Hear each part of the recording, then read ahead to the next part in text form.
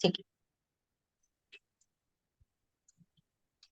आत्मवंदन masters, जैसा कि आप सबको पता है, आज हम योगी कथा अमृत बुक का पठन करने जा रहे हैं और इनकी एनर्जी से कनेक्ट होते हुए हम सभी 1 मिनट का पहले ध्यान करेंगे।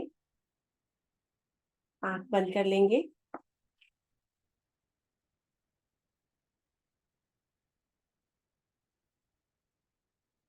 एक गहरी लंबी सांस लेंगे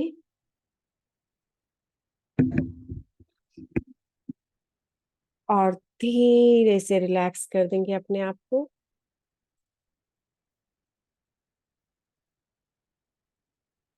रिलैक्स, रिलैक्स, रिलैक्स।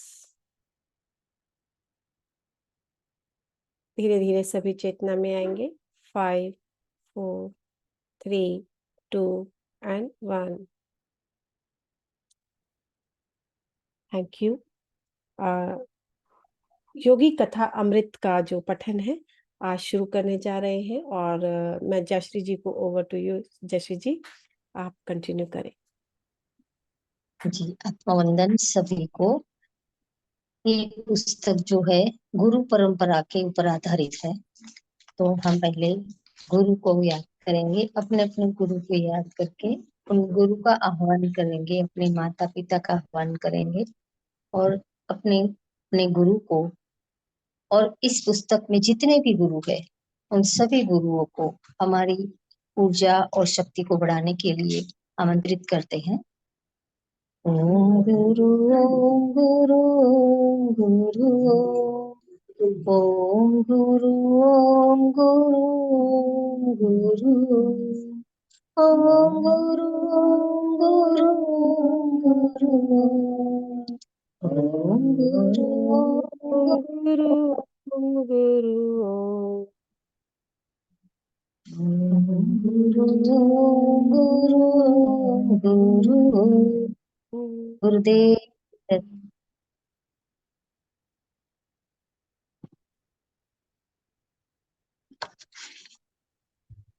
ये पुस्तक जो है ये स्वयं श्री परमहंस योगानंद जी ने लिखी हुई है। हम हर पुस्तक को सीधा स्वाध्याय से शुरू नहीं करेंगे। इस पुस्तक को हम आगे की सभी औपचारिकताओं को पूर्ण करेंगे। सबसे पहले इसमें दिया गया है श्री श्री परमहंस योगानंद की आध्यात्मिक विरासत। उस विरासत को भी जानेंगे। तो पहले उस विरासत को पढ़ते हुए मैं आप सभी को सुनाती हूँ। श्री श्री परमहंस योगानंद की आध्यात्मिक विरासत। उनके सभी खेल, व्याख्यान तथा अनौपचारिक प्रवचन। परमहंस योगानंद जी अपनी शिक्षाओं के विश्वव्यापी प्रचार के लिए तथा भविष्य में आने वाली पीढ़ियों के लिए उनकी शुद्धता एवं संपूर्णता को परीक्षित रखने के उद्देश्य से सन 1917 में Yogoda Satsanga society of India की स्थापना की तथा तत्पश्चात सन 1920 में सेल्फ रियलाइजेशन फेलोशिप की। अमेरिका में अपने प्रारंभिक वर्षों से ही इसे इस सफल लेखक और व्याख्याता के अनेक लेखों तथा व्याख्यानों से ध्यान के योग विज्ञान, संतुलित जीवन की कला एवं सभी महान ग्रंथों में अंतर्निहित एकता पर विख्यात एवं बृहत रचनाओं का सृजन किया। उनकी यह अद्वितीय एवं युग युगांतरकारी आध्यात्मिक विरासत आज भी चली आ रही है और विश्व भर के लाखों सत्यान्वेषियों को प्रेरणा प्रदान कर रही है। महान गुरुदेव की सुस्पष्ट इच्छाओं को ध्यान में रखते हुए Yogoda Satsanga society of India self realisation fellowship ने परमहंस योगानंद की संपूर्ण रचनाओं के प्रकाशन एवं इनके सतत मुद्रण के कार्य को अविराम जारी रखा है। इनमें न केवल उन सभी पुस्तकों के अंतिम संस्करण की सम्मिलित है जिनकी रचना उन्होंने अपने जीवन काल में की थी, अपितु अनेक नई रचनाएं जो सन 1952 में उनके ब्रह्मलीन होने के समय तक प्रकाशित नहीं हो सकी थी अथवा जो योगदास सत्संग सोसाइटी ऑफ इंडिया की पत्रिकाओं में अब तक एक अधूरे प्रारूप में ही क्रमानुसार प्रकाशित हो सकी थी, तथा साथ ही ऐसे सैकड़ों गहन और प्रेरणात्मक व्याख्यान तथा अनौपचारिक सत्संग भी है जो उनके जीवन काल में रिकॉर्ड तो किए गए थे किंतु प्रकाशित नहीं हो चुके थे। परमहंस योगानंद जी ने स्वयं अपने उन निकटतम शिष्यों को योगदास सत्संग सोसाइटी ऑफ इंडिया के प्रकाशन परिषद के गठन के प्रकाशन के लिए विशेष दिशा निर्देश दिए। प्रकाश परिषद के गठन के लिए चुना एवं प्रशिक्षित किया, जिन्हें उन्होंने अपनी शिक्षाओं के प्रस्तुतिकरण एवं प्रकाशन के लिए विशेष दिशा निर्देश दिए। योगदास सत्संग सोसाइटी ऑफ इंडिया के सदस्य वे सभी सन्यासी गण जिन्होंने जीवन पर्यंत संन्यास तथा निस्वार्थ सेवा का संकल्प लिया है, इन दिशा निर्देशों के सम्मान एक पवित्र विश्वास के रूप में रहते हैं, ताकि परम प्रिय जगत गुरु का विश्वजनीन संदेश अपनी मूल शक्ति एवं प्रामाणिकता के साथ बना रह सके।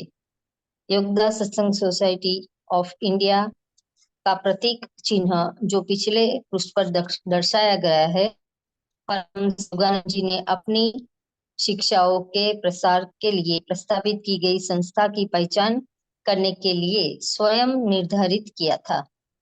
पाठक को यह आश्वासन देने के लिए कि अमुक कृति परमहंस योगानंद जी द्वारा स्थापित संस्था के अभिहित हुई है तथा उनकी शिक्षाओं को ठीक उसी रूप में प्रस्तुत करती है जैसा कि वे चाहते थे।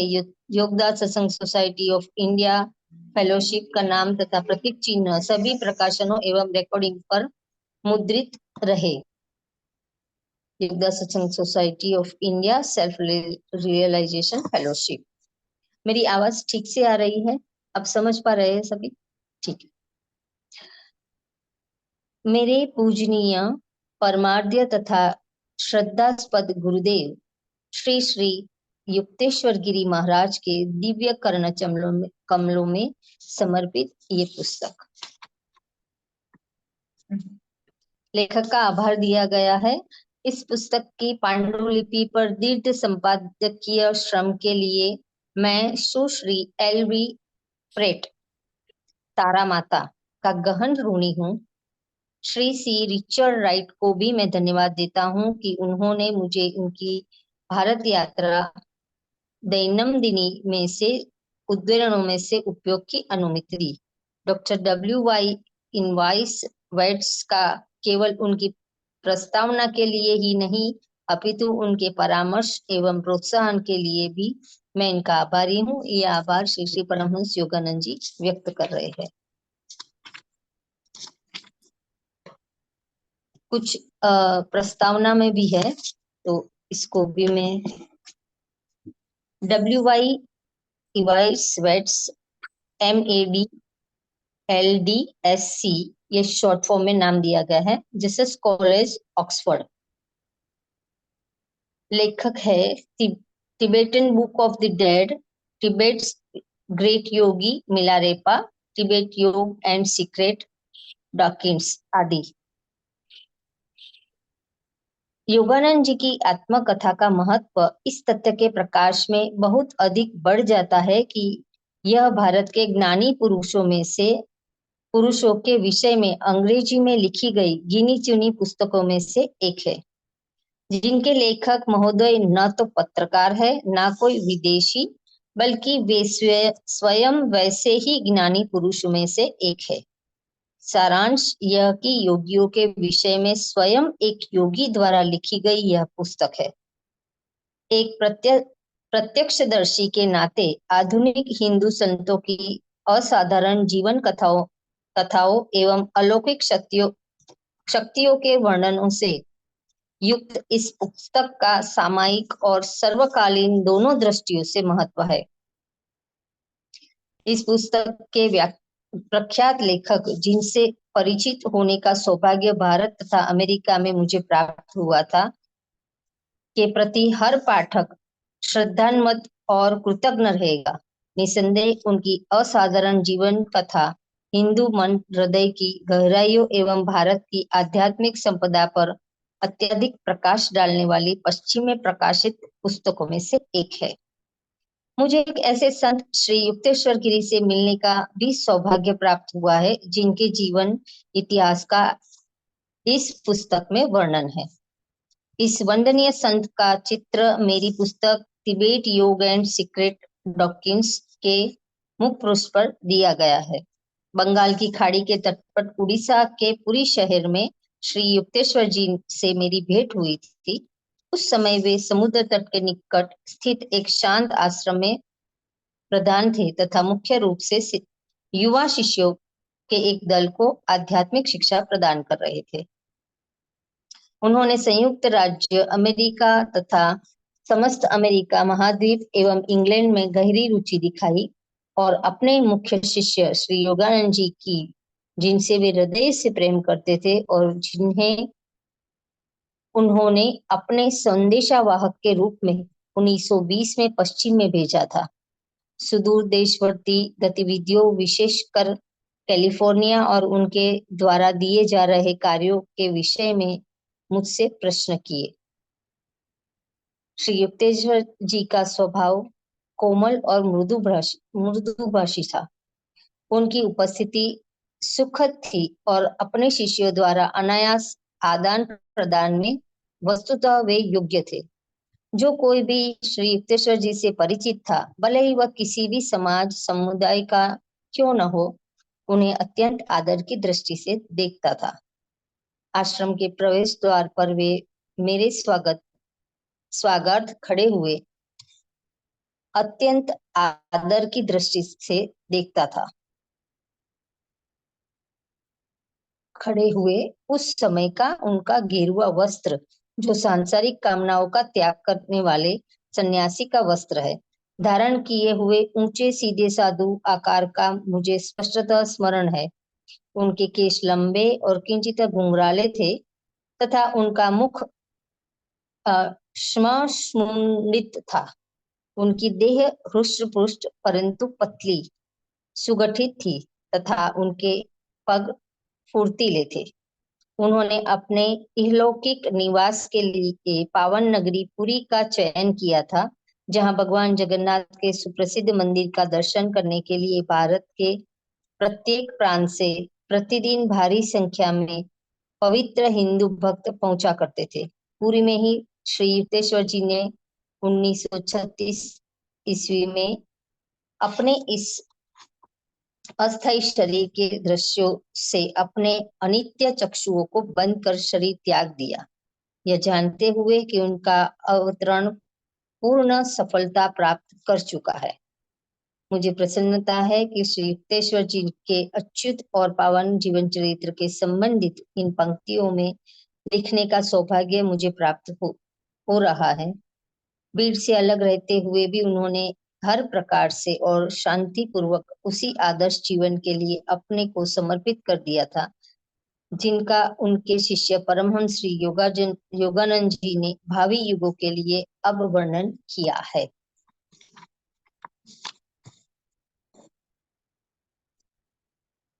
कुछ योगी विश्वव्यापक अभिनंदन जो विश्व में हर तरफ से मिले थे इस बुक के लिए, और सबने अपने अपने अभिप्राय दिए हैं।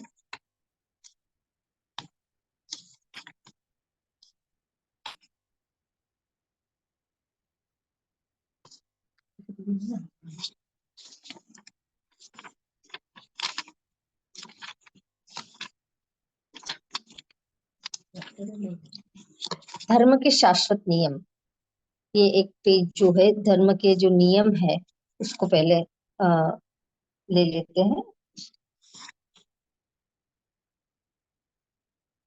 नव स्वतंत्र भारत, नव पेज नंबर स्वतंत्र भारत।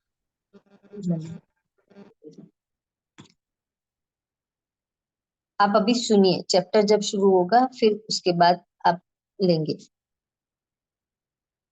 नव स्वतंत्र भारत सन 1947 में के ध्वज के गहरे केसरी श्वेत और गहरे हरे रंग की पट्टियां है। गहरे नीले रंग का धर्म चक्र, नियम चक्र। ईसा पूर्व तृतीय तृतीय शताब्दी में सम्राट अशोक द्वारा निर्मित सारनाथ पाषाण स्तंभ पर प्रदर्शित परिकल्पन का प्रतिरूप है। यह चक्र धर्म के शाश्वत नियम के प्रतीक के रूप में चुना गया था और संयोग से विश्व के सबसे शक्तिशाली सम्राट की स्मृति के सम्मान में भी। उनका 40 वर्ष का शासनकाल इतिहास में अतुलनीय है।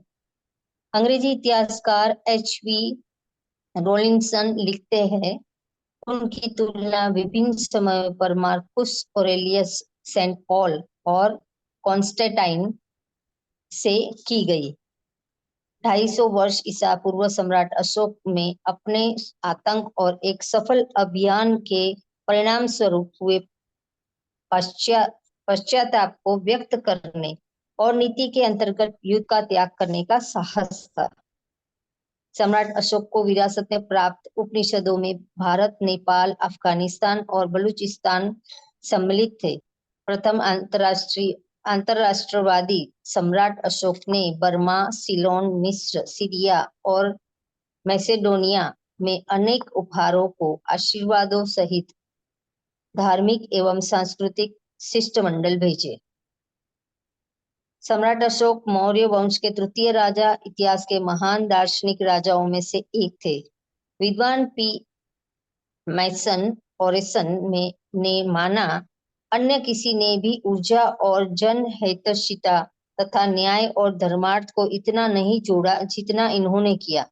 वे अपने समय के अवतार थे और वे हमारे सामने एकदम आधुनिक व्यक्तित्व के रूप में आते हैं। अपने लंबे शासनकाल में उन्होंने यह सब पाया कि हमें दूरदर्शी की मात्र एक आकांक्षा लगती है। सर्वोच्च संभव भौतिक सत्ता तथा आनंद लेते हुए उन्होंने शांति स्थापित की। जिन्हें अनुभव हुआ कि उन्हें अपने विशाल उपनिवेशों से अति सुंदर है कुछ ऐसा जो है धर्मों का स्वप्न, सार्वभौमिक व्यवस्था, सबको अंगीकार करने की एक व्यवस्था। धर्म ब्रह्मांडीय नियम सभी प्राणियों के लिए सुख को लक्षित करता है। उन्होंने अपने शिलालेखों और पाषाण स्तंभों पर, जो आज भी विद्यमान है, दूर दूर तक फैले साम्राज्य की प्रजा को स्नेह परामर्श दिया कि सुख नैतिकता और ईश्वर परायणता में ही निहित है। आधुनिक भारत उन्नति और समृद्धि, जिसने सहस्त्र शताब्दियों से इस भूमि को आवृत किया है, का नवीनीकरण करने को इच्छुक है। अपने नए ध्वज में देवताओं के प्रिय प्रभुत्व संपन्न सम्राट अशोक की स्मृति को श्रद्धांजलि देता है।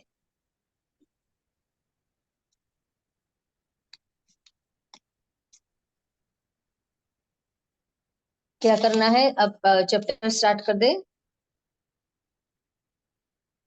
ओके, ठीक है, चलिए। ये उनका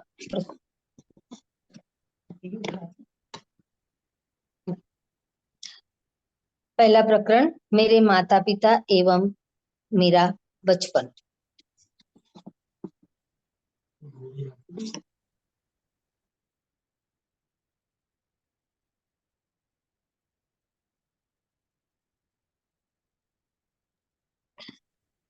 परम सत्य की खोज और उनके साथ जुड़ा गुरु शिष्य संबंध प्राचीन काल से ही भारतीय संस्कृति की विशेषता रही है।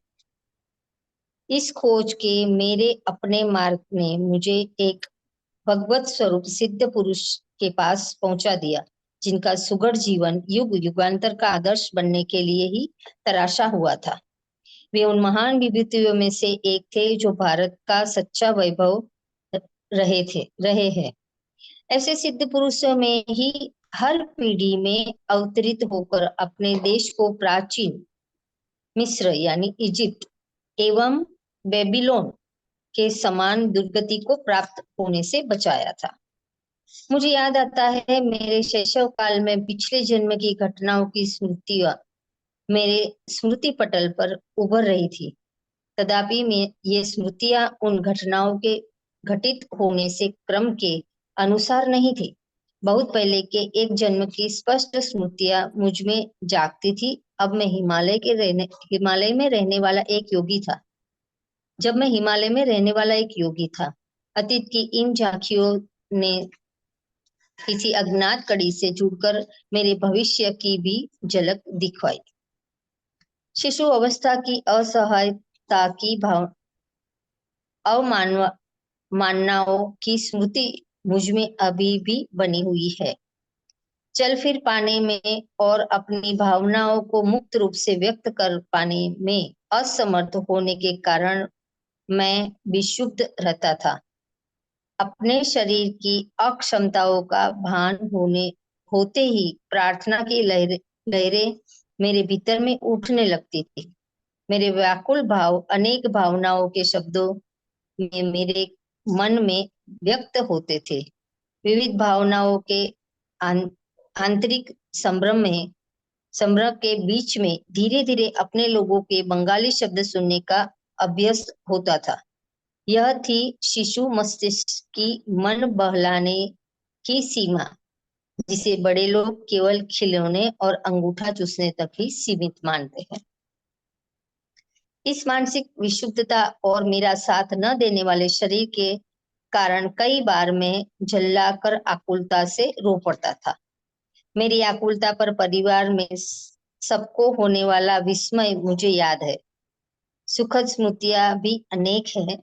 मेरी माँ का दुलार और तुतलाने तथा लड़खड़ा के चलने के मेरे आरंभिक प्रयास। इन आरंभिक सफलताओं को सामान्यतः जल्द ही भुला दिया जाता है, परंतु फिर भी ये आत्मविश्वास की स्वाभाविक आधारशिलाएं होती है। मेरी इन सुदूरगामी स्मृतियों का होना कोई अपूर्व बात नहीं है। अनेक योगियों के विषय में ज्ञात है कि उन्होंने जन्म मृत्यु के नाटकीय अवस्था परिवर्तन में भी अपने आत्मबोध को बनाए रखा। यदि मनुष्य केवल शरीर होता है तो निसंशय उसकी मृत्यु के साथ ही उसका अस्तित्व प्राप्त हो जाता है।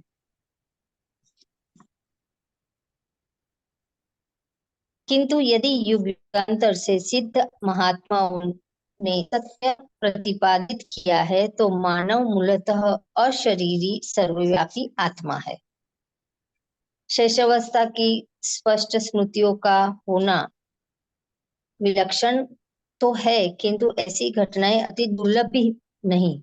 अनेक देशों में यात्रा करते हुए मैंने अनेक सत्यनिष्ठ स्त्री पुरुषों के मुख से उनकी शैशवावस्था की स्मृतियां सुनी है।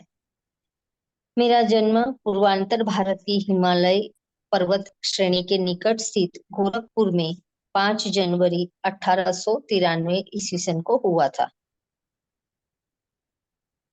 वही मेरे जीवन के पहले 8 वर्ष व्यतीत हुए थे। हम 8 बच्चे थे, 4 भाई और 4 बहनें।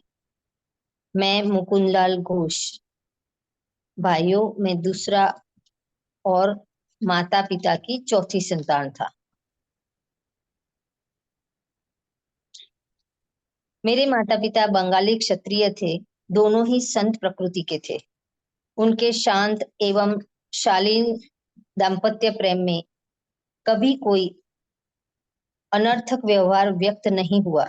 माता पिता के बीच आपसी सामंजस्य चारों ओर चलने वाले 8 नन्हे जीवों के कोलाहल का शांत केंद्र था। मेरे पिता श्री भगवती चरण घोष स्वभाव से दयालु, गंभीर और कभी कभी कठोर थे। उनसे अत्यंत प्यार करते हुए भी हम बच्चे उनके आदर युक्त दूरी बनाए रखते थे। वे असाधारण गणितज्ञ और तर्कशास्त्रवेत्ता थे और मुख्यतः अपनी बुद्धि से ही काम लेते थे। किंतु माँ तो स्नेह की देवी थी और हमें केवल प्रेम के द्वारा ही सिखाती थी। माँ के देहांत के पश्चात पिताश्री अपनी आंतरिक कोमलता अधिक स्पष्ट रूप से व्यक्त करने लगे। तब मैंने देखा कि उनकी आंखों में प्रायः मेरी माँ की आंखों की झलक दिखाई पड़ती थी। माँ के सानिध्य में हम बच्चों का बचपन में ही धर्म ग्रंथों के साथ मधुर परिचय हो गया। और अनुशासन की आवश्यकता पड़ने पर माँ रामायण और महाभारत के प्रासंगोचित कहानियां हमें सुनाती थी। ऐसे अवसरों पर डांट और शिक्षा दोनों ही साथ साथ चलते थे। पिताजी के प्रति आदर के प्रतीक स्वरूप कार्यालय से उनके घर आने पर उनका स्वागत करने के लिए शाम में माँ हम बच्चों को कपड़े आदि पहनाकर ध्यानपूर्वक तैयार करती थी।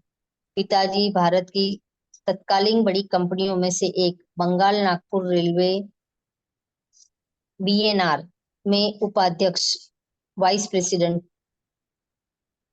के समकक्ष पद पर कार्य करते थे। यात्रा उनके कार्य का एक हिस्सा थी। हमारा परिवार मेरे बाल्यकाल में अनेक शहरों में रहा।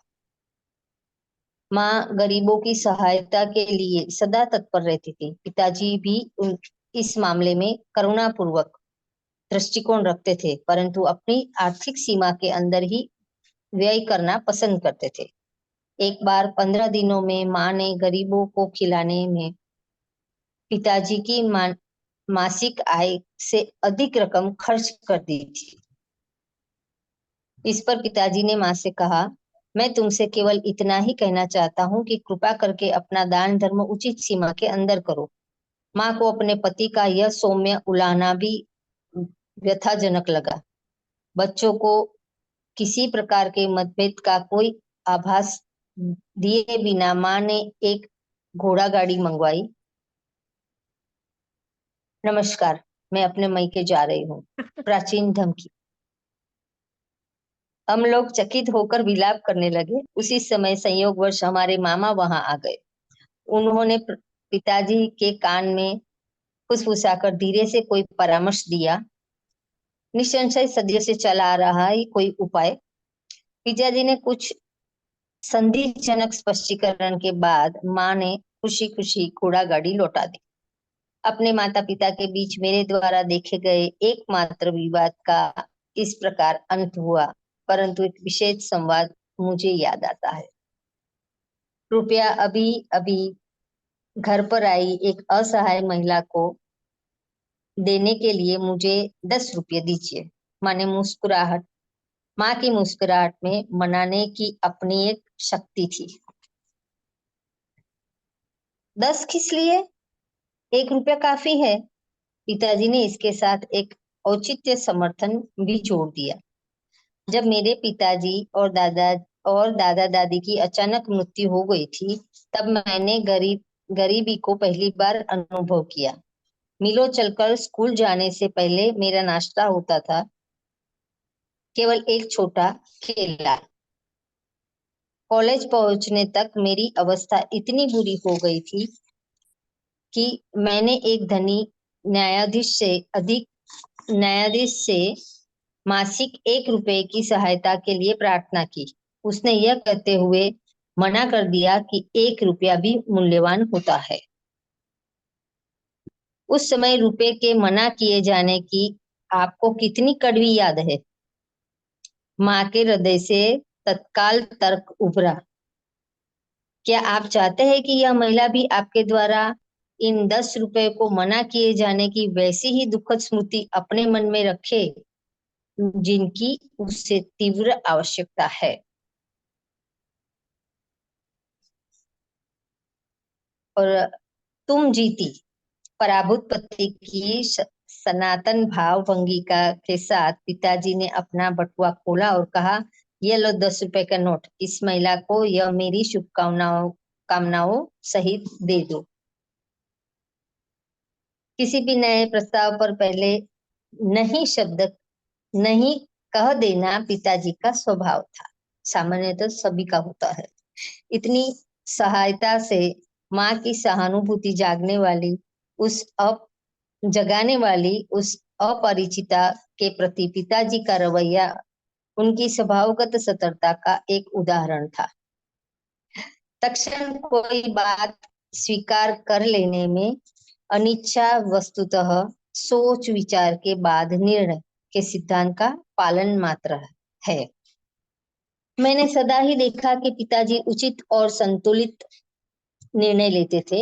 यदि मैं अपने अनेकानेक अनुरोधों के पक्ष में एक दो अच्छे तर्क प्रस्तुत कर देता तो वे सदा ही मेरी इच्छा पूरी कर देते, चाहे वह इच्छा छुट्टियों में भ्रमण यात्रा की ही क्यों न हो या नई मोटरसाइकिल की। अपने बच्चों को बाल्यकाल में पिताजी अनुशासन में उनके साथ दृढ़ता बरतते थे, परंतु स्वयं किसी वैरागी की तरह सरल सात्विक जीवन व्यतीत करते थे। उदाहरणार्थ, वे कभी थिएटर नहीं गए, बल्कि विभिन्न आध्यात्मिक साधनाओं में और श्रीमद् भगवत गीता पढ़ने में ही उन्हें आनंद आता था। उन्होंने सारे सुखोपभोगों का त्याग कर दिया था, यहाँ तक कि वे जूते की एक जोड़ी का भी तक प्रयोग करते थे, जब तक कि वह बिल्कुल ही प्रयोग न करने योग्य हो न जाए। मोटर कारें साधारण चलने में आ जाने के बाद उनके बेटे ने कारें खरीद ली, परंतु पिताजी प्रतिदिन अपने ऑफिस जाने के लिए ट्राम गाड़ी की सवारी में ही संतुष्ट रहे। सत्ता या वर्चस्व प्राप्त करने के लिए धन संचय करने में पिताजी को कोई रुचि नहीं थी। कोलकाता अर्बन बैंक का गठन करने के बाद स्वयं अपने लाभ के लिए उनके शेयर रखने से उन्होंने इनकार कर दिया। उनकी इच्छा तो अपने अतिरिक्त समय में केवल अपने नागरिक कर्तव्य का निर्वाह करने की थी। पिताजी के पेंशन जस्ट होल्ड।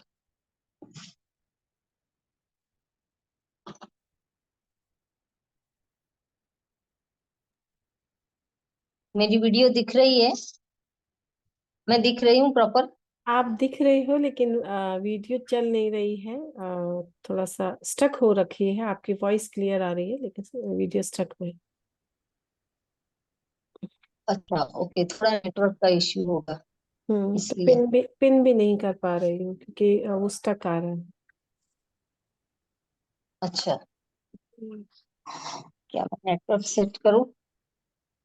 नहीं, कोई नहीं, अभी आप ऐसे ही कंटिन्यू करिए।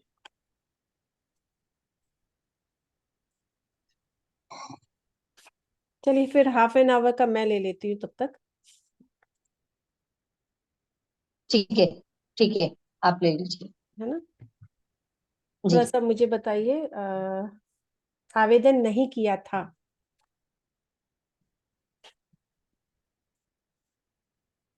है ना? हो गया जी। यस। सभी अपने आप को म्यूट कर देख लो। म्यूट कर लो।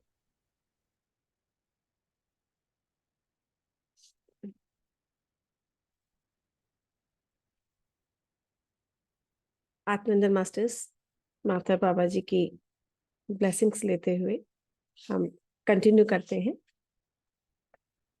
उन्होंने कंपनी को बताया कि इन्होंने अकेले 3 आदमियों के बराबर काम किया है। ठीक है। पिछली जो क्षतिपूर्ति स्वरूप इनका 1,25,000 रुपया कंपनी को निकलता है। कंपनी के कोषाध्यक्ष के उक्त रकम का चेक पिताजी को भेज दिया, पर मेरे पिताजी ने इस घटना को इतना नगण्य माना कि वे परिवार को इसकी सूचना देना भी भूल गए। बहुत बाद में मेरे सबसे छोटे भाई विष्णु ने बैंक द्वारा दिए गए विवरण में इतनी बड़ी धनराशि जमा देखकर पिताजी से इसके बारे में पूछा था। भौतिक लाभ में इतना उल्लसित क्यों हो, ऐसा पिताजी ने कहा। समभाव को जिसने अपने लक्ष्य बना लिया हो, वह ना तो किसी लाभ से उल्लसित होता है, ना ही किसी हानि से दुखी। यानी कि वो कहना चाह रहे हैं कि जब इतने पैसे आए हैं तुम उसको देख के इतने खुश क्यों हो रहे हो, क्यों उछल रहे हो, सम रहो, बैलेंस रहो। तो वह जानता है कि मनुष्य इस संसार में खाली हाथ आता है और खाली हाथ जाता है। अपने वैवाहिक जीवन में पदार्पण करने के शीघ्र बाद ही मेरे माता पिता एक महान गुरु बनारस के लाहिड़ी महाशय के शिष्य हो गए। इस संपर्क से पिताजी के पहले से ही विरक्त स्वभाव को और बल मिल गया। माँ ने एक बार मेरी सबसे बड़ी बहन रोमा को एक उल्लेखनीय बात बताई। तुम्हारे पिताजी और मैं संतान प्राप्ति के लिए वर्ष में मात्र एक बार पति पत्नी के रूप में साथ सोते हैं। पिताजी लाहिड़ी महाशय से अविनाश बाबू के माध्यम से मिले थे। अविनाश बाबू बंगाल नागपुर रेलवे के एक कर्मचारी थे। गोरखपुर में मेरे बचपन में अविनाश बाबू मुझे अनेक भारतीय संतों की मन को तल्लीन कर देने वाली कहानियां सुनाया करते थे। वे सदा अपने गुरु को श्रेष्ठतर महिमा के विषय में श्रद्धा पूर्वक कुछ न कुछ कहकर अपनी कहानी समाप्त करते थे। तुमने कभी सुना है जिन साधारण परिस्थितियों में तुम्हारे पिताजी लाहिड़ी महाशय के शिष्य बने थे? यानी कि ऐसी वो कौन सी परिस्थितियां थी जिस समय उन्हें लाहिड़ी महाशय के शिष्य बनना पड़ा? गर्मियों के मौसम में एक अलसाए दिन में मैं और अविनाश बाबू मेरे घर के अहाते में यानी कि आंगन में बैठे थे। तब उन्होंने मेरी उत्सुकता जगाने वाला यह प्रश्न मुझसे किया। मैंने आशा भरी मुस्कुराहट के साथ ना में सिर हिलाया। तुम्हारे जन्म से कई वर्ष पहले मैंने अपने वरिष्ठ अधिकारी अर्थात तुम्हारे पिताजी से अपने गुरु का दर्शन करने बनारस जाने के लिए 1 सप्ताह की छुट्टी देने की एप्लीकेशन डाल दी, पर तुम्हारे पिताजी ने मेरी इच्छा का उपहास किया, हंस पड़े, मजाक बनाया। उन्होंने कहा, क्या तुम धार्मिक कट्टरवादी बनना चाहते हो? अरे यार, यदि जीवन में आगे ही बढ़ना चाहते हो तो और अपने काम पे ध्यान दो। झाड़ियों में से गुजरती एक पगडंडी से उस दिन उदास मन लिए मैं घर जा रहा था कि पालकी पर सवार तुम्हारे पिताजी से मेरी मुलाकात हो गई। उन्होंने पालकी और नौकरों को विदा कर दिया और मेरे साथ धीरे धीरे चलने लगे। मुझे सांत्वना देने के लिए सांसारिक सफलता के लिए प्रयास करने के लाभ मुझे समझाने भी लगे साथ में, पर मैं उनकी बातें बेमन होकर सुन रहा था। मेरा हृदय जो था बार बार यही पुकार रहा था कि लाहिड़ी महाशय, मैं आपके दर्शन के बिना जी नहीं सकता। हम लोग चलते चलते एक सुनसान मैदान के किनारे पहुंच गए, जहां संध्याकालीन सूर्य की किरणें लहराती ऊंची जंगली घास पर चमक रही थी। हम लोग उस मनोरम दृश्य को देखने के लिए रुक गए। इतना आकर्षक दृश्य था। वहां उस मैदान में हम में से कुछ ही गज की दूरी पर मेरे महान गुरु अकस्मात प्रकट हो गए। उनका स्वर वातावरण में गूंज उठा। भगवती, तुम अपने कर्मचारी के प्रति अत्यंत कठोर हो। ऐसे शब्द उनको सुनाई दे रहे थे। इसके साथ ही वे जिस रहस्यमय ढंग से प्रकट हुए थे उसी रहस्यमय ढंग से अंतर्धान भी हो गए। मैं जमीन पर घुटने टेक कर लाहिड़ी महाशय पुकार रहा था। कुछ क्षणों के लिए तुम्हारे पिताजी स्तंभित हो गए, यानी कि वो वहीं पे जड़वत हो गए। अविनाश, मैं न केवल तुम्हें छुट्टी दे रहा हूं, बल्कि वाराणसी जाने के लिए मैं स्वयं भी छुट्टी ले रहा हूं। तुम्हारी सफल सहायता करने के लिए जब चाहे अपनी इच्छा के अनुसार प्रकट होने की शक्ति रखने वाले इन महान लाहिड़ी महाशय के दर्शन मुझे भी करने हैं। उनका संकल्प, मैं अपनी पत्नी को भी साथ लूंगा और इन महान गुरु से प्रार्थना करूंगा कि हमें अपने आध्यात्मिक पथ पर में दीक्षित करें। क्या हम दोनों को उनके पास ले चलोगे? यानी कि उन्होंने खुद ने कहा। यहाँ एक जो स्टार दिया है, सिद्ध महात्माओं की चमत्कारी शक्तियों का स्पष्टीकरण 30वें प्रकरण चमत्कारों के नियम में भी दिया है। किस तरह सिद्ध पुरुष कहीं भी आ सकते हैं और जा सकते हैं। अब उन्होंने कहा कि हम दोनों को ले चलोगे? तो उन्होंने सीधे कहा अवश्य। अपनी प्रार्थना के इस चमत्कार पूर्ण उत्तर को पाकर और घटनाओं के इतने शीघ्र अनुकूल मोड़ लेने पर मेरा मन आनंद से गदगद हो उठा। यानी कि वो इतने खुशी में थे कि अच्छा, ऐसे गुरु से तो मिलना ही चाहिए। अभी हम सब 1 मिनट का मेडिटेशन करेंगे।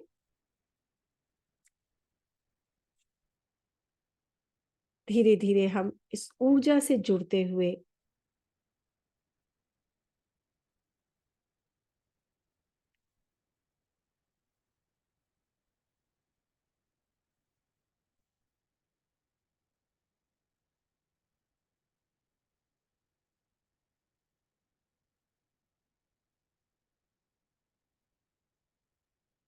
अपना सारा ध्यान आती जाती सांसों पर।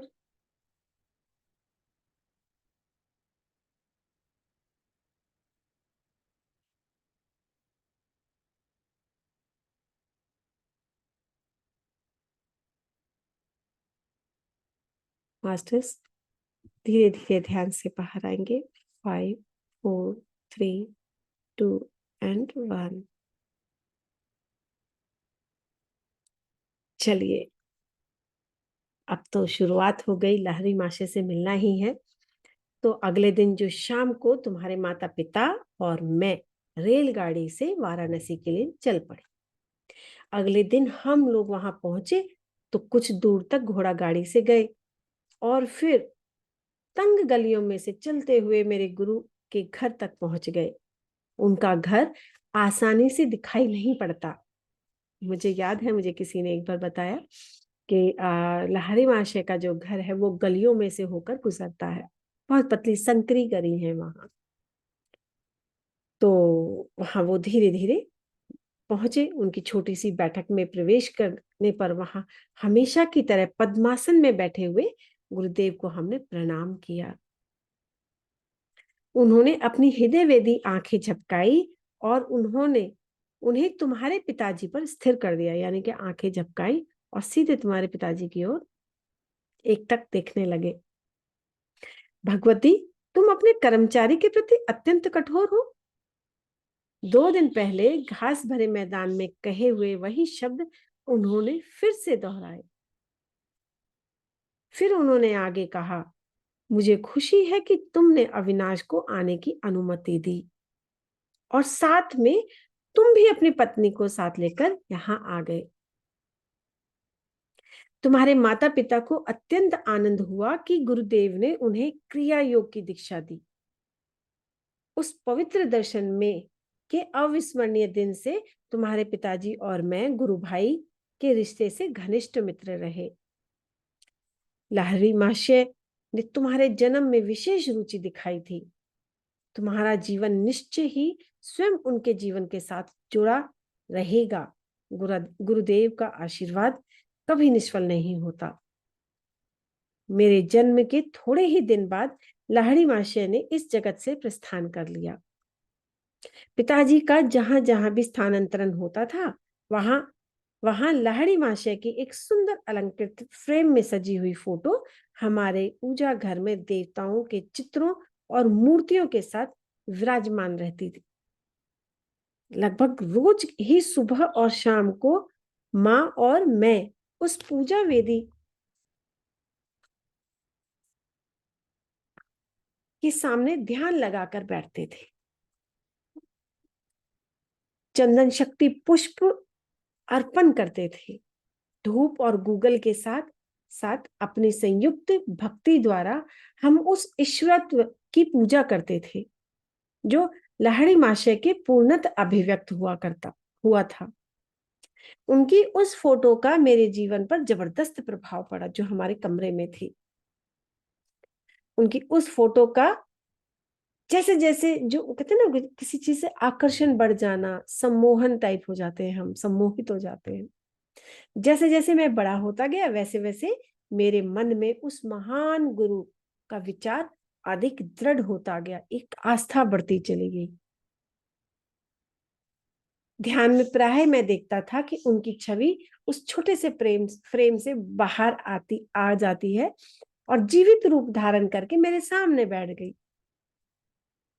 जब मैं उनके ज्योतिर्मय शरीर के चरणों का स्पर्श करने का प्रयास करता, तब वे पुनः बदलकर चित्र बन जाते। जब मैंने बाल्यावस्था में से किशोर अवस्था में प्रवेश किया, तो देखा कि फ्रेम में जकड़ी लाहिड़ी महाशय की छोटी सी छवि मेरे मन में जीवित ज्ञान प्रदायिनी उपस्थिति बनकर विराजमान हो चुकी है। किसी उलझन या परीक्षा की घड़ी में मैं प्राय उनसे प्रार्थना करता और अपने अंतर में उनका सांत्वनादायक मार्गदर्शन पाता। कितनी सुंदर बात है, बहुत ही हमारे लिए एक कह सकते हैं कि पॉइंट है नोट करने वाला, कि जिसके प्रति हम आदर रखते हैं, इतना आदर रखते हैं, तो वो हमारे लिए सदैव एक साथ, जैसे जैसे कहते हैं ना कि अंग तरंग रहते हैं, अंग संग रहना, हम उनकी उपस्थिति को हर जगह महसूस कर सकते हैं। तो यहाँ लाहिड़ी महाशय में पूर्णतः अभिव्यक्त हुआ। उनकी उस फोटो का मेरे जीवन का जो प्रभाव था बहुत ही गहरा पड़ता जा रहा था, और वो बड़े होते गए, वैसे वैसे उनका मन जो था उस महान गुरु का विचार अधिक जो था गहराई में जाता गया। ध्यान में प्राय मैं देखता था कि उनकी छवि जो है वो फोटो फ्रेम से आ रही है, फिर मेरे सामने बैठ रही है, फिर ध्यान कर रही है। इस तरह का उनके साथ में हर दिन होता था। जब मैं उनके ज्योतिर्मय शरीर के चरणों के लिए, देखो वो जब भी ऐसा करते तो उनको ऐसा लगता कि मैं चरण स्पर्श करूं, लेकिन वो फिर नहीं मिलते थे, क्योंकि वो तो उनके अंदर ही समाहित थे। तो मेरे जो उन्होंने बताया कि फ्रेम में जकड़ी महाशय छोटी सी, तो धीरे धीरे उनको सांत्वना जो थी वो मिलती जा रही थी और मार्गदर्शन उनको मिलता जा रहा था। पहले पहले तो मुझे दुख होता था कि वे शारीरिक रूप में जीवित नहीं थे। देखो हम भी कमी महसूस करते हैं, जैसे आज पत्री सर को हम बहुत मिस करते हैं, किंतु जैसे जैसे मुझे उनकी गुप्त सर्वव्यापकता का पता चलता गया, वैसे वैसे मेरा दुख भी कम होता चला गया। उनके बारे में ज्ञान पूरी तरह से लेने लगे और उनको पता चलता गया अंतर्ज्ञान। अपने उन शिष्यों को जो उनके दर्शन के लिए अति ललायित रहते थे, प्राय लिखा करते थे, जब मैं सदा तुम्हारे कूटस्थ यानी कि दिव्य दृष्टि की पहुंच में हूं, तो मेरे अस्थि मांस को देखने के लिए आने की क्या आवश्यकता है।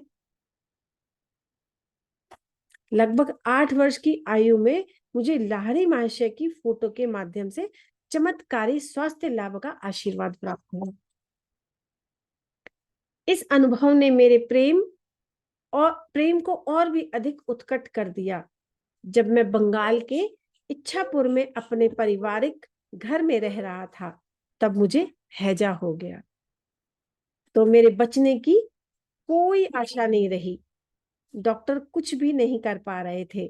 मेरे बिस्तर के पास बैठी माँ के भाव विवलता के अतिरेक के साथ मेरे सिर के ऊपर टंगी लाहिड़ी महाशय की फोटो की ओर देखने का मुझे इशारा किया।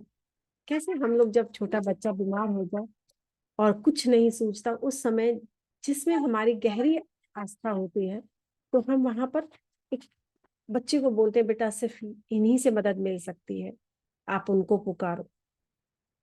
ये जैसे कुल देवी देवता के लिए बोलते हैं, पितृ के लिए बोलते हैं हमारे बुजुर्ग, तो हमें ऐसे ही उनकी माता ने कहा, बेटा लाहिड़ी महाशय को पुकारो, उन्हें मन ही मन प्रणाम करो, क्योंकि तुम उठ नहीं पा रहे हो। वे जानती थी कि प्रणाम करने के लिए हाथ उठाने की शक्ति मुझ में नहीं बची थी। यदि तुम सचमुच अपनी भक्ति प्रकट करोगे, यानी कि इस समय इस लेवल पे हो तुम, जिस लेवल पे तुम्हारी बॉडी काम नहीं कर रही है, तुम्हारे हाथ कोई भी अंग काम नहीं कर रहा है, उस समय क्या होता है, सरेंडर। जब हम सरेंडर कर देते हैं तो मन से मन के तार मिल जाते हैं। जो उनकी अंदर की भक्ति थी वो भगवान के सामने वो नतमस्तक हो गई। उन्होंने चरण स्पर्श करोगे, यानी कि मन से उनको चरण स्पर्श करो, तो तुम्हें जीवन दान अवश्य मिल जाएगा।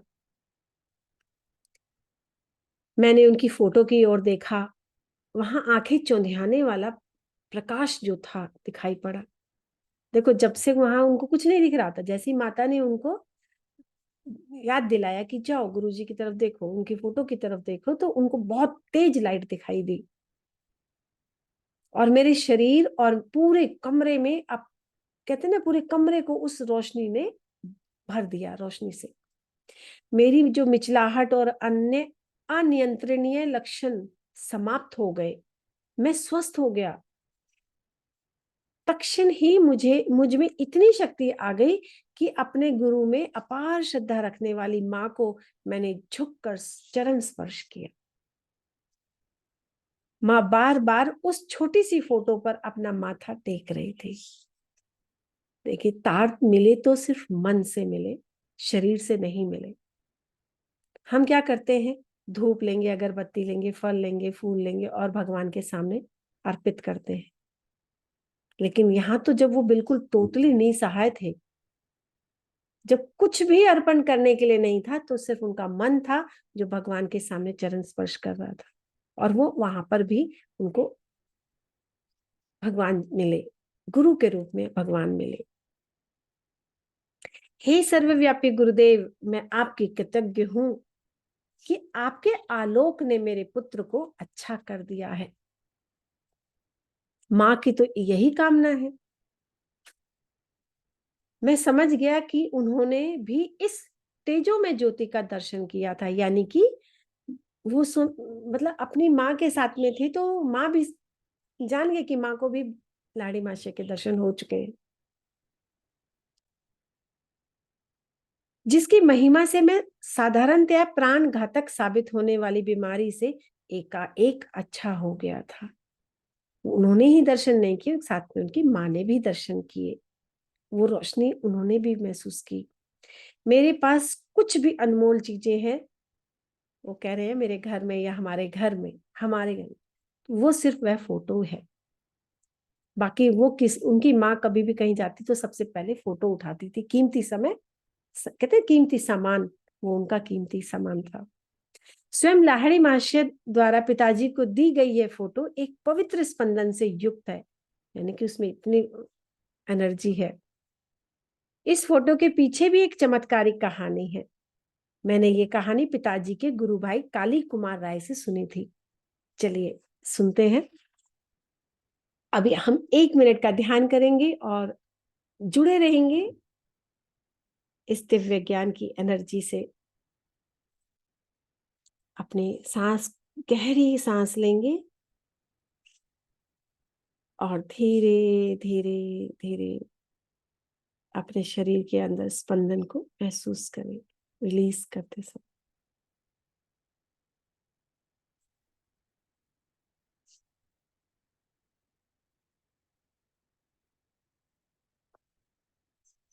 धीरे धीरे ध्यान से बाहर आएंगे। 5, 4, 3, 2 and 1।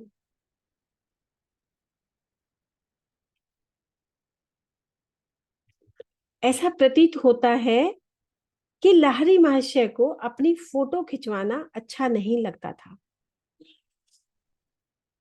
एक बार उनके विरोध के बावजूद उनकी और उनके कई शिष्यों की, जिनमें काली कुमार राय भी शामिल थे, एक सामूहिक फोटो खींची गई। पर उस समय फोटोग्राफर के आश्चर्य की सीमा न रही जब उसने देखा कि उस फोटो में सब शिष्यों के चित्र तो एकदम स्पष्ट दिखाई दे रहे हैं, परंतु बीच में जहां उसने लाहिड़ी महाशय का चित्र होने की सार्थक आशा की थी कि वो यहाँ खड़े हैं, वहां कोई आकृति ही नहीं थी। वह स्थान बिल्कुल खाली था। इस विस्मयकारी घटना पर खूब चर्चा हुई। भैया होगा ही, सबने, सबकी फोटो है, उसमें आकृति है, लेकिन एक लाहिड़ी महाशय की नहीं है, और वो जगह खाली भी दिख रही है। तो एक शिष्य गंगाधर बाबू ने, जो एक कुशल फोटोग्राफर थे, डींग मारी कि लाहिड़ी महाशय चाहे जो कर ले, वे उनकी फोटो अवश्य खींच सकते हैं। कहते हैं ना कि सबके अंदर जो अपनी अपनी कला होती है, और एक मैं खींच के दिखाऊंगा। तो अगले दिन प्रातःकाल जब गुरुदेव लकड़ी के बेंच पर पद्मासन में बैठे थे, तो उनके पीछे एक कपड़े का पर्दा भी लगा दिया गया था, क्योंकि पहले पर्दा लगा के हमारे यहाँ फोटो खींचा करते थे। तब गंगाधर बाबू ने अपने साज सामान के साथ वहां पहुंच गए। अपना सारा झोली, जो कहते हैं ना इनका घंटाला जो होता है, कैमरा ये वो सब ले लिया उन्होंने, और सफलता के लिए सारी सावधानियां बरतते हुए उन्होंने उत्कंठा पूर्वक 12 फोटो खींची। मतलब इतने ललायत थे कि नहीं, अब मैं तो खींच के ही रहूंगा। किंतु शीघ्र ही उन्हें दिखाई पड़ा कि हर प्लेट पर लकड़ी की बेंच और पर्दे का चित्र तो स्पष्ट है, पर गुरुदेव की आकृति का पुनः कहीं पता नहीं। कैसे जादू? हमारा भ्रम हो सकता है, दूसरे फोटोग्राफर की कह सकते हैं कि उनका भी कुछ गलती हो सकती है, लेकिन उनको तो ये बोले ये क्या, 10-12 फोटो खींची है, उनमें से एक में भी कहीं आकृति नहीं है। तो गंगाधर बाबू का अभिमान जो था, जो उनका अपने ऊपर घमंड था, वो तो चूर चूर हो गया। रोते हुए वे दौड़े दौड़े लाहिड़ी माशे के पास पहुंचे। कई घंटों बाद लाहिड़ी माशे ने एक सार गर्भित वाक्य के साथ अपना मौन तोड़ा, क्योंकि उन्होंने तो उससे पहले बताया ही नहीं कि मेरा फोटो क्यों नहीं आ रहा है। कैसे हम लोग फटाफट कह देते हैं, अरे अरे आएगा कैसे, मैंने तो ये किया था। तो वहां पर फिर महाशय जी ने अपना जो मौन तोड़ा, तो बड़े प्यार से कहा, इस सार गर्भित वाक्य के साथ अपना मौन जो उन्होंने तोड़ा, तो उन्होंने बड़े प्यार से कहा, मैं ब्रह्म हूं। क्या तुम्हारा कैमरा सर्वव्यापी अगोचर का चित्र खींच सकता है?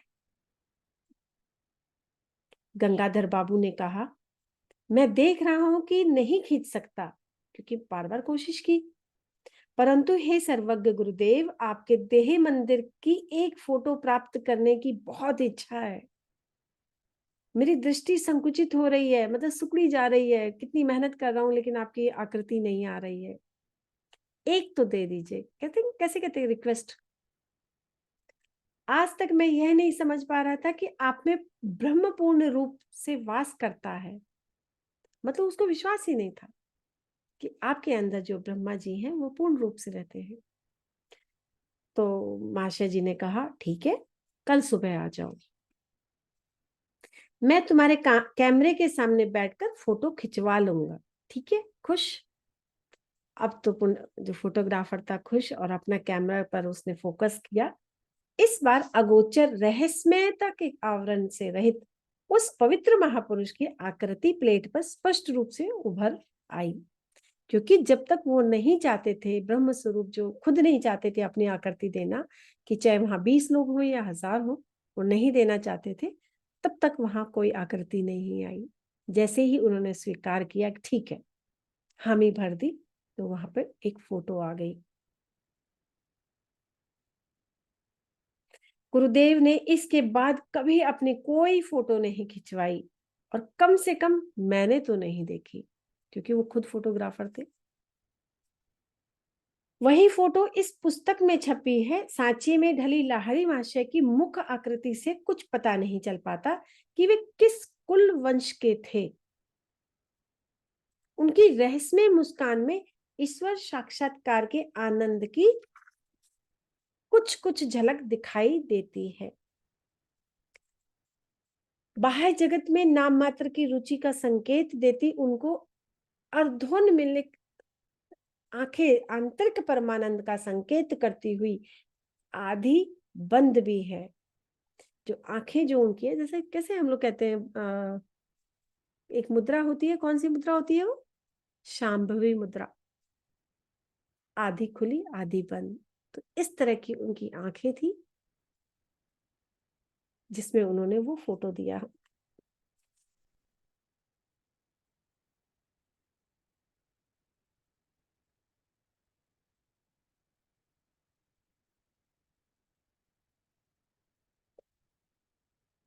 बाह्य जगत में नाम मात्र रुचि का संकेत देती उनकी जो आधी खुली आधी बंद आंखें जो थी वो परमानंद का संकेत करती हुई इस जगत के शुद्र प्रलोभनों से अलिप्त व आध्यात्मिक सहायता के लिए अपने पास आने वाली जिज्ञासुओं की आध्यात्मिक समस्याओं के प्रति सतत पूर्ण जागरूक रहते हैं। गुरुदेव के चित्र की महिमा से स्वास्थ्य लाभ करने के थोड़े दिन बाद ही मुझे एक प्रभावकारी दिव्य दर्शन हुआ। एक दिन प्रातः अपने बिछौने पर बैठा मैं एक गहन दिव्य स्वप्न में डूब गया। बंद आंखों के अंधकार के पीछे क्या है, यह अनुसंधानात्मक विचार बड़े जोर से मेरे मन में उभर आया।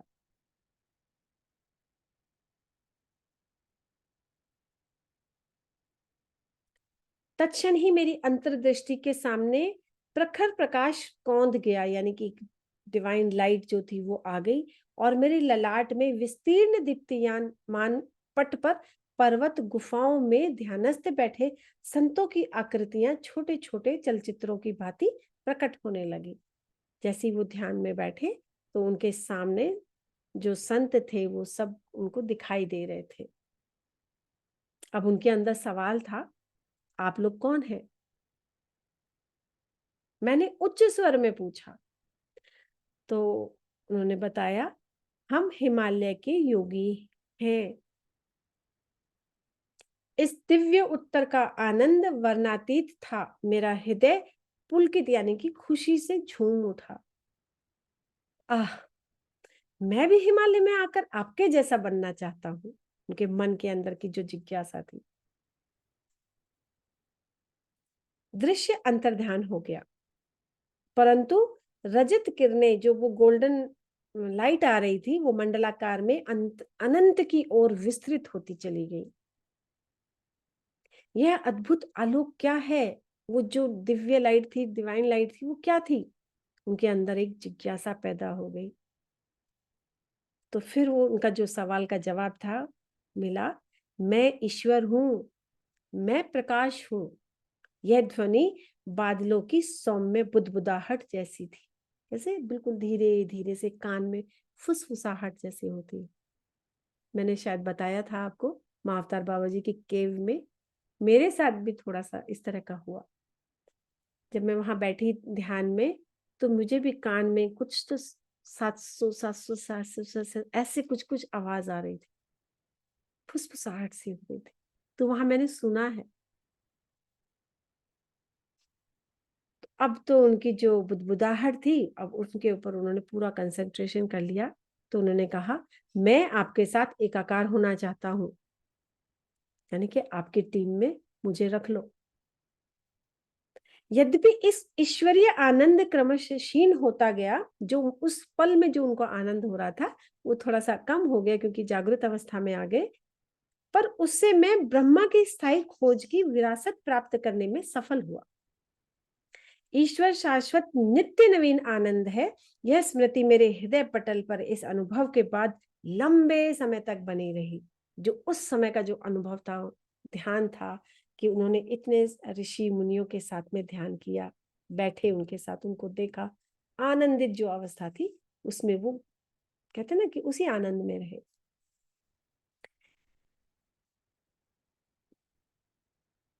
बचपन की एक अन्य स्मृति असाधारण है, यानी कि एक और उन्होंने बताया कि बचपन में उनके साथ क्या हुआ, उल्लेखनीय भी है क्योंकि उसका चिन्ह आज भी मेरे हाथ पर है। ओ, एक दिन प्रातः समय मैं और मेरी बड़ी बहन उमा अपने गोरखपुर के घर के आंगन में नीम के पेड़ के नीचे बैठे थे। आसपास के तोतों को नीम के पके फल खाते देख मैं निहार रहा था। बीच में जो समय मिलता उसमें उमा दीदी मुझे बंगाली की पहली पुस्तक पढ़ने में मदद कर रही थी, जो उनकी बहन थी। उमा दीदी ने अपने पैर पर फोड़ा होने की बात बताई और वह उस पर लगाने के लिए मरहम की एक डिबिया ले आई। पहले फोड़े फुंसियां बहुत होते थे, बहुत ज्यादा। तो मैंने उसमें से थोड़ा मरहम लेकर अपने हाथ पर लगा लिया। देखिए दीदी लाई थी कि मैं मेरे हाथ पे लगा दूं, लेकिन उन्होंने क्या किया, उनके छोड़ के अपने हाथ पे लगा लिया। तो दीदी जो तो वो क्या बोल रही है कि तुम निरोग हाथ पर मरहम क्यों लगा रहे हो, फोड़ा तो मुझे हुआ है, मुझे लगाओ। तो क्या बोलते हैं, बात ऐसी है दीदी, मुझे लग रहा है कि कल मुझे यहाँ फोड़ा होने वाला है। कितनी अद्भुत बात, कल होने वाला है, दवाई आज लगा ली। तो बहन कैसे बोलेगी, बड़ी बहन ने तो बोली चल झूठा कहीं का। दीदी जब तक तुम कल सुबह क्या होता है यह देख नहीं लेती, तब तक मुझे झूठा नहीं कह सकती। तो मुझे गुस्सा आ गया, क्रोध आ गया। उमा पर उसका कोई असर नहीं पड़ा, क्या बच्चे तो कैसे, छोटा भाई होता तो गुस्सा कर रहा है, चल चल। तो 3 बार उसने 3 बार अपने व्यंग को फिर दोहराया, क्या कि मुझे कल फोड़ा होने वाला है, इसलिए दवाई मैं आज लगा रहा हूं। तो यह दृढ़ निश्चय मेरी आवाज में ध्वनित होने लगा कि मैंने धीरे धीरे कहना शुरू किया कि मैं अपनी इच्छा, देखिए यहाँ एक एफर्मेशन जा रही है हमारे साथ। क्या है एफर्मेशन, ये हम सब ध्यानियों के लिए बहुत बड़ी बात है कि मैं अपनी इच्छा शक्ति के बल के साथ कहता हूं कि कल मेरे हाथ पर इसी जगह एक काफी बड़ा फोड़ा निकल आएगा और तुम्हारा फोड़ा सूजकर दुगना हो जाएगा।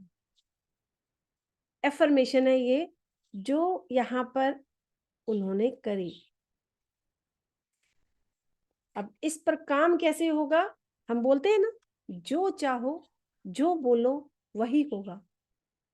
तो यहाँ पर स्टैंप लगा दी जा रही है कि मैं अपनी इच्छा शक्ति से कहता हूं।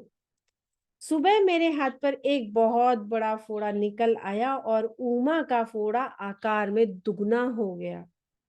मेरी बहन चीखती हुई माँ के पास भागी, माँ मुकुंद जादू टोना करना सीख गया है, अच्छा खासा था कल और उसने मुझे फोड़ा कहा और आज देखो उसके हाथ में फोड़ा हो गया, ये तो बिगड़ गया लड़का तुम्हारा।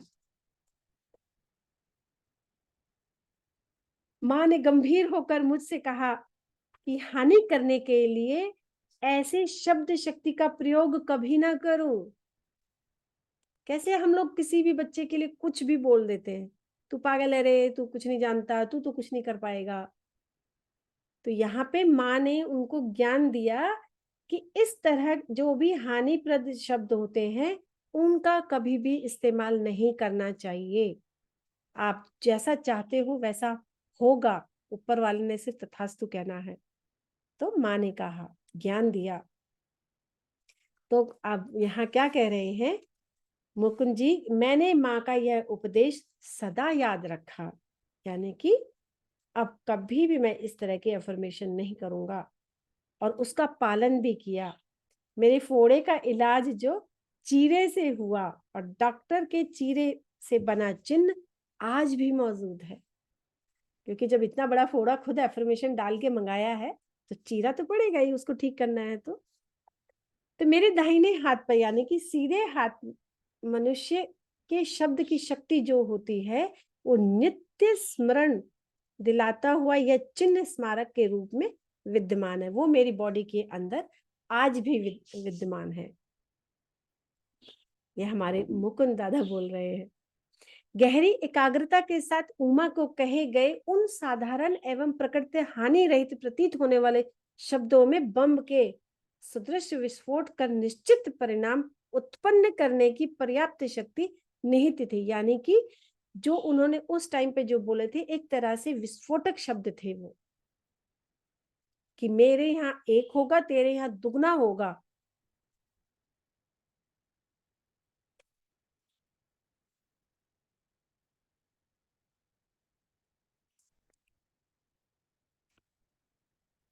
तो गहरी एकाग्रता के साथ जब उन्होंने इस तरह की बातें की, वॉइस ठीक, मेरी वॉइस क्लियर है? ओके ये सभी क्लियर है। ओके। तो ये था उनके माँ का जो शिक्षा, जो उनकी माँ ने दिया। बाद में मेरी समझ में आया कि जीवन को संकट से बचाने के लिए अपनी वाणी के विस्फोटक स्पंदन शक्ति का सदुपयोग किया जा सकता है। हम अपनी ही वाणी से इतने अच्छे शब्द बोलें कि वो होके ही रहेगा। और इस प्रकार बिना चिन्ह या कष्ट रहित शल्य चिकित्सा की जा सकती है, जो हम रेकी में करते हैं ना सभी लोग, साइकिक सर्जरी।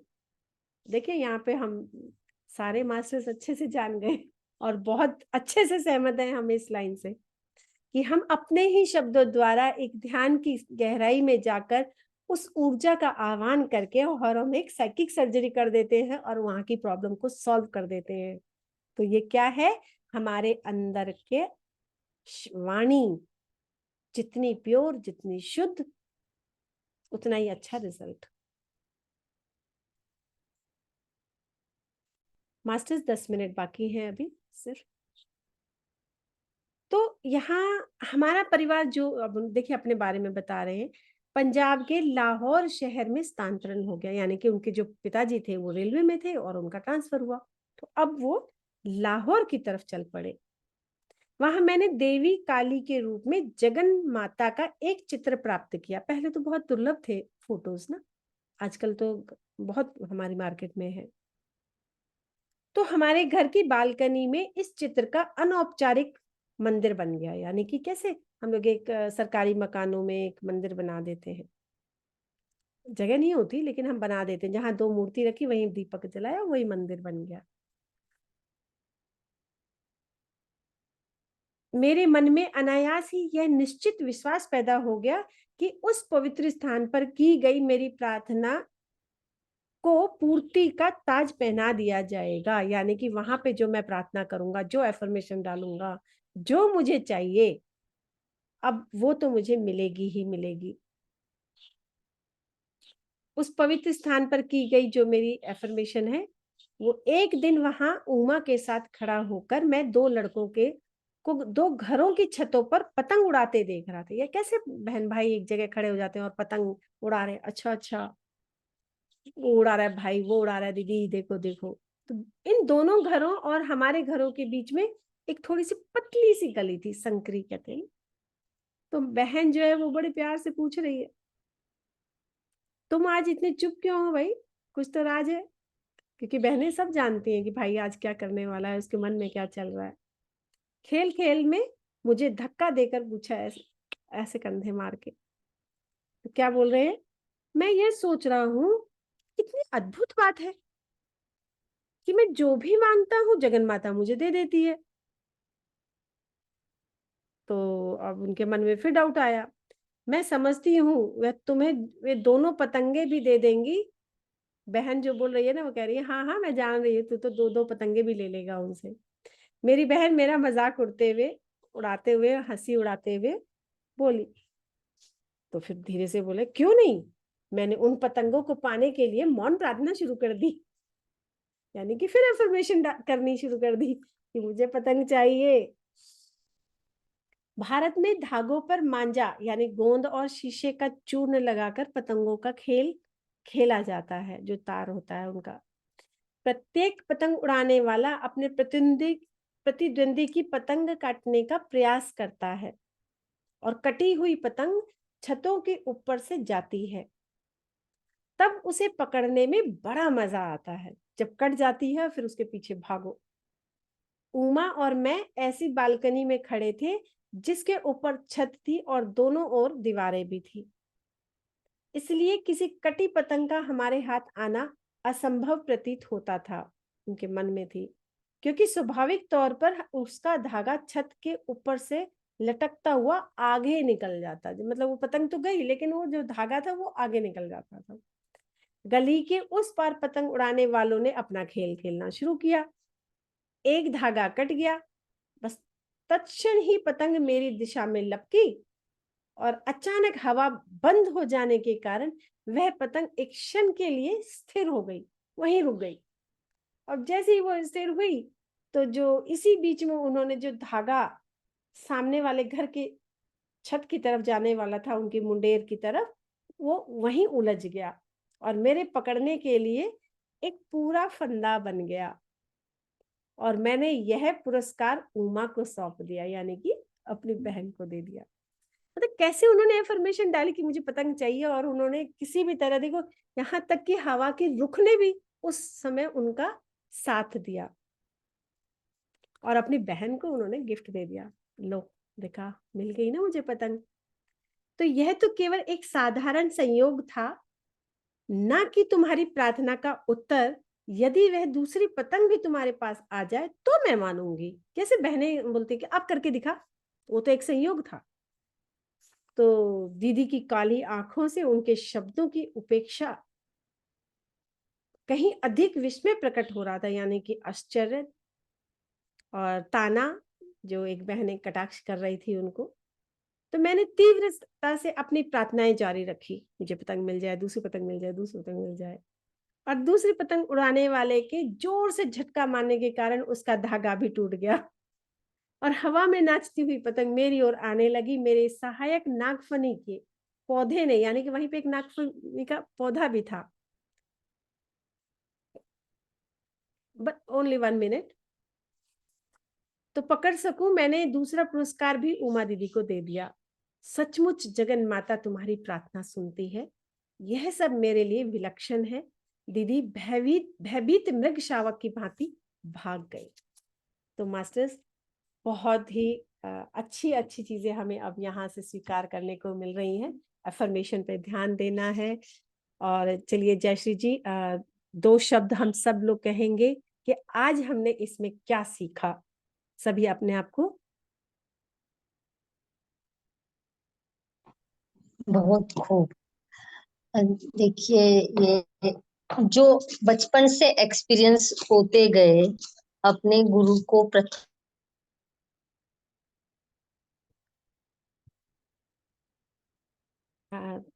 आवाज, एक मिनट,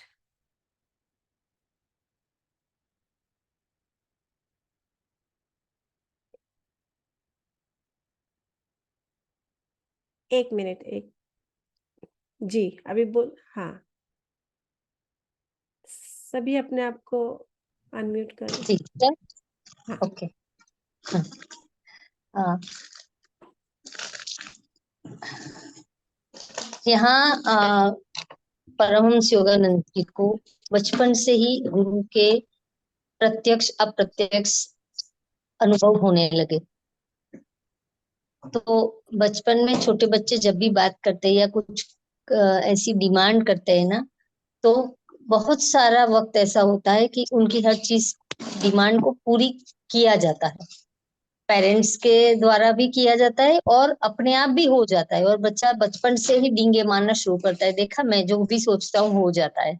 अगर उसी वक्त समझ लिया जाए कि वो डींगे, वो वो बातें सिर्फ बकवास नहीं है, और उसको बच्चे को समझाया जाए कि तुम जिस शक्ति से कनेक्ट हो रहे हो या जो तुम मांग रहे हो वो मिल रहा है, मतलब कोई आशीर्वाद तुम पर बना हुआ है, कोई शक्ति तुम्हारे साथ जुड़ी हुई है। अगर इसी शिक्षा को बताया जाए और समझाया जाए तो हर एक बच्चे में वो गुण हो सकते हैं।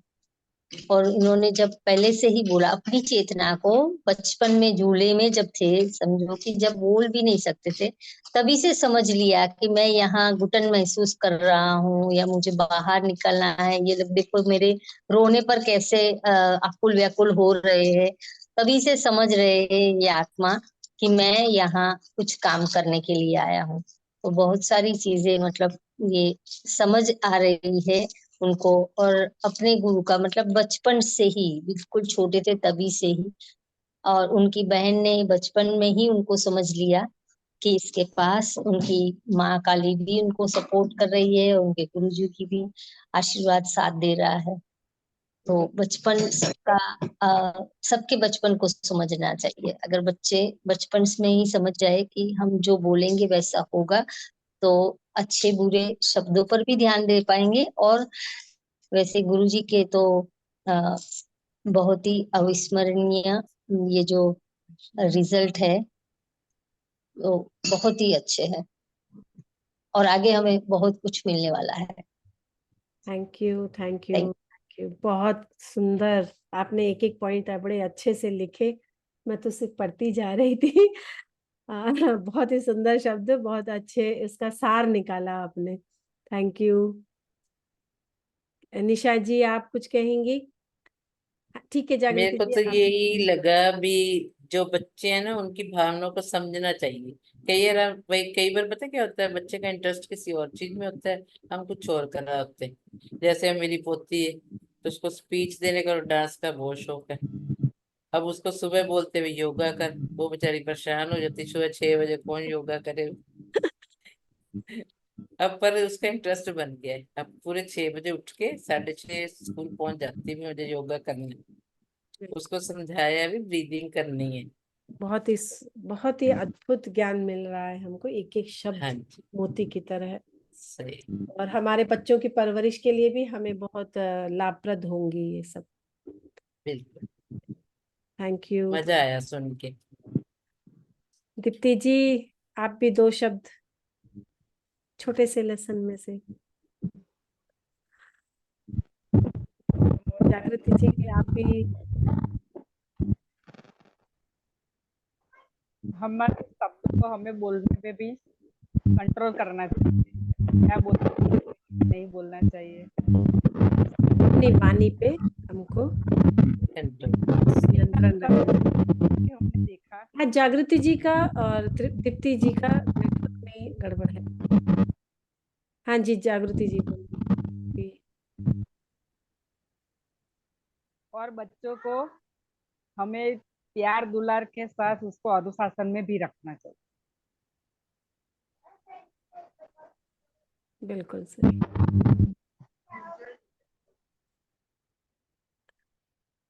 आप म्यूट हो गए मैम। आत्मवंदन। मुझे जाना है। बिल्कुल। इसमें ये था इच्छा शक्ति का, वो मुझे हुआ कि ये तो सही बात है। हम जो चाहते हैं वो होता है, अच्छा चाहेंगे तो अच्छा होगा, बुरा चाहेंगे तो बुरा होगा। और मेरी जर्नी में मेरे साथ ऐसा ऐसा हुआ कि मैंने पहले बहुत चाहते थे ना, मेरे पास पैसा आ जाए, मेरी तकलीफ दूर हो जाए, मेरे को ये हो जाए वो हो जाए। वो भौतिक चीजें तो नहीं हुई कभी भी। लेकिन अब जो आध्यात्मिक रास्ते पे जाने के लिए जो जो मांग रहे हैं ना, वो मिल रहा है। मतलब वो इच्छा शक्ति है, ये इच्छा है कि वो इच्छा कैसी है, हर पल बदलती रहती है। भौतिक जीवन की इच्छा है, आज पैसा है तो कल कपड़ा है, परसों ज्वेलरी है, वो बदलती रहती है। ये आध्यात्मिकता के रास्ते पे हमारी सिर्फ एक ही इच्छा रहती है। और वो इच्छा शक्ति, क्योंकि उसी में ही अपने को बोलना है, वो ही इच्छा रहती है, एक ही इच्छा रहती है, उसको बार बार दोहराते हैं या दिल में रखते हैं तो वो इच्छा शक्ति का रिजल्ट मिलता है। तो बिल्कुल। वो मेरे साथ हो रहा है, होता हुआ है, और मैं इससे कनेक्ट हो रही हूँ पहले लेसन से तो। अब हम मम्मी जी के विचार, हमारी अब मैं सीनियर मास्टर। हाथ वंदन। Thank you. अनम्यूट। से बोलो ना, चल चल बोलो। हाँ जी, मम्मी जी बताएंगी। आज उन्होंने मम्मी, तो पहले पढ़ी हुई है। हम हम जो इच्छा करते हैं वो तो वो सुनते ही है। जो मांगने से नहीं मिलता है लेकिन उसकी कदर करते हैं, उसमें ध्यान लगा के बैठते हैं, तो कुछ बोलना नहीं पड़ता है, कुछ कहना नहीं पड़ता है, मांगना नहीं पड़ता है, अपने आप से आ ही जाते हैं। तो कुछ बोलना ही नहीं सूझता है कि क्या बोलूं। जो मेरे मन में था वो तो मिल गया, क्या बोलना है, ऐसा होता है। वो तो सहज बात हो गई ऐसा लगता है। लेकिन सही बात है कि जो दिल से, प्रेम से, अंतर से जो बोलते हैं वो तो होते ही है। तो छोटे बच्चे को तो जो पहले से ऐसे ट्रेनिंग जो मिली है, ईश्वरी शक्ति मिली है, तो बहुत अच्छी बात है। हमें तो बड़े होने के बाद इतना ज्ञान मिला है। बिल्कुल बिल्कुल। हम लोग। संतों को तो छोटे से, पहले से, जन्म से पहले से उसको तो सब मालूम हो जाता है। कि हमें क्यों क्यों जाना है, क्या करना है। और इसी तरह वो अच्छा, कथा करते हैं, हम सुनते हैं, हम खुश होते हैं। नहीं ये हमारे नए युग के लिए धन्यवाद कि आज जो हम हर तरफ से ज्ञान ले पा रहे हैं ना, यूट्यूब से ले लेते हैं, गूगल बाबा से भी मिल जाती है कुछ। अब रहा सहा, अब हम फिर से किताबों के से कनेक्ट होने लगे। आप म्यूट हो गए हो जयश्री जी, म्यूट है, म्यूट है। तो बहुत नेटवर्क हाँ मैं इशू। म्यूट, नहीं नहीं मैं म्यूट की थी। अच्छा अच्छा अच्छा, मैं अभी रिकॉर्डिंग बंद करती हूँ। Thank you so much.